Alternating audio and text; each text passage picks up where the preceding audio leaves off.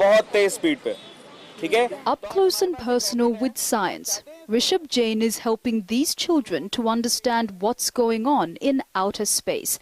By seeing hydro rockets in action here, they're learning about India's Mars orbiter mission that's unfolding millions of kilometers away.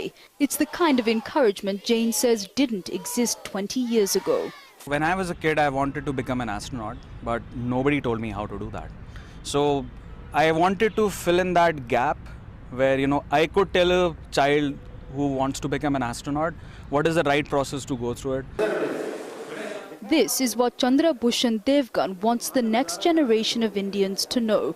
He says India not only needs to invest in local innovation, but also a workforce to support the development of its ambitious space program. To have this technology demonstration and to have these technologies available, we need to have a younger generation who is actually doing this for us. So in the coming decades, we should have those young generation becoming scientists and technologists. So that's the area where we are working with these kids. Lift off. Lift off normal. In November last year, India launched its very own Mars orbiter. The country's space agency built the spacecraft for a fraction of the cost of NASA's Mars mission. For years, India struggled to access the space technology being developed by Western countries. But some observers say that wasn't a bad thing.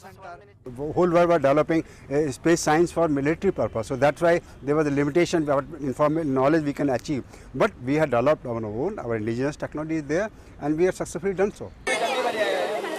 For millions of people, India's homegrown space program is a source of pride.